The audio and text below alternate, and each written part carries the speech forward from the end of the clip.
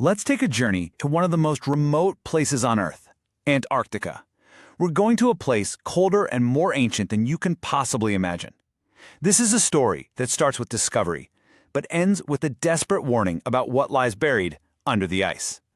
So right off the bat, you're hearing the words of a man who is absolutely haunted. He's seen something so terrible that he's trying to stop another expedition from making the same, possibly fatal mistake. And his warning really leaves us with this one chilling question that hangs over everything. What kind of nameless terror could possibly be buried deep under all that Antarctic ice? Okay, so our story doesn't begin with jump scares and monsters. It starts with a noble pursuit of knowledge and a chilling warning that slowly emerges from the ice itself. Picture this. It's 1930. The Myskatonic University expedition heads out for the South Pole. Now, this wasn't some treasure hunt. This was a serious scientific mission, led by our geologist narrator, with a full team of brilliant minds and the most advanced tech of the day. And you have to understand, these guys weren't looking for trouble. Their goals were purely academic. They wanted to use this brand new drill to get rock samples, find some super old fossils, and basically just expand our knowledge of Earth's history. Totally rational, methodical science. But you know how these stories go. Science and reason. Well, they're about to run headfirst into a reality that is far, far older and a whole lot stranger than they could ever have imagined. This is their first contact under the ice. Things start to go sideways thanks to one guy, a biologist, Professor Lake. He gets completely obsessed with this weird triangular fossil print they find in rock that's supposed to be 500 million years old. I mean, from a time when complex life just shouldn't have existed. So he takes a small team and flies off into this uncharted mountain range they just discovered. And then, the radio just crackles to life with this message that changes everything. Matter of highest, I might say transcendent importance, have found monstrous barrel-shaped fossil of wholly unknown nature. Lake didn't just find a fossil, he found something absolutely impossible. So what did he find? I mean, get this. They weren't dinosaurs. They were these elder things. The anatomy is just truly bizarre. 8-foot-tall, barrel-shaped bodies, leathery skin, huge, membranous wings, and these crazy starfish-like heads. They were totally unclassifiable, like part animal, part vegetable. So Lake is incredibly excited, right?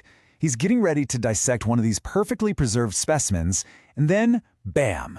A windstorm of epic, savage proportions just descends on the mountains, and the radio, which just moments ago had broadcast the single greatest discovery in human history, goes completely silent. Days go by, nothing but silence. So a rescue party, led by our narrator, gets sent out. But they weren't about to find a camp celebrating a huge discovery.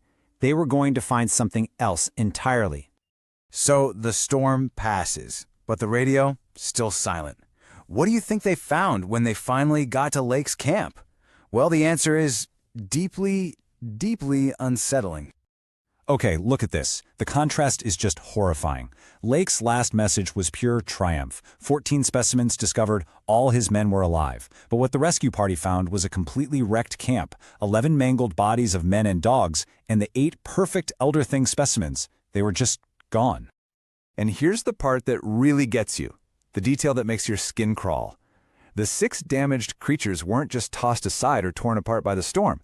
They had been carefully, deliberately buried in these strange 5-pointed mounds made of snow. This wasn't a storm. This was something intelligent. So, desperate for any kind of answer, our narrator and a young student, Danforth, they do something incredibly risky. They take a plane and fly over that terrifying mountain range, a place no human was ever meant to see. They were looking for what happened, but what they found was a city older than man. Just to give you some perspective here, these mountain peaks were over 35,000 feet high. That's significantly taller than Mount Everest. We're talking about a completely alien landscape right here on planet Earth. And there, at an altitude of 20,000 feet, on this desolate, wind-blasted plateau, they saw it. Something that just shouldn't exist. A vast, cyclopean city made of strange, geometric shapes. Non-human architecture, stretching as far as the eye could see. They actually go inside this dead city. And what they find are these incredible carved murals that tell the entire shocking history of this place. The builders, the Elder Things, they came from space 1 billion years ago. They actually created the first life on Earth, including a slave race called the Shoggoths. After a brutal slave rebellion and with an ice age coming, they were treated deep underground, into a hidden sea right below their city. It was like they were reading the history of a whole other world. And those murals, they had a lot to say about these slaves, the Shoggoths. And these things are the stuff of nightmares. We're talking shape-shifting, protoplasmic blobs. They were created to be living tools, hypnotically molded into any shape the Elder Things needed. But over millions of years, they started to develop their own dangerous, imitative intelligence. So, the pieces are all starting to click into place, right? You've got the Elder Things that woke up at Lake's camp, this ancient, silent city, and their rebellious slaves. It all led them deeper and deeper into the earth, towards the return of an ultimate horror. They follow this tunnel down, down, down, towards that hidden sea. And that's when they find them, the 8 missing Elder Things from Lake's camp. And they're dead, all of them headless and covered in this glistening black slime. The masters had returned home, only to be slaughtered by their ancient slaves. And then they hear a sound echoing from the darkness up ahead. It's not a roar, not a growl, but something much weirder, a kind of chilling, high-pitched musical piping, a sound the murals said the Elder Things themselves used to make. Tekelili, tekelili. But our narrator knows that is not an Elder Thing.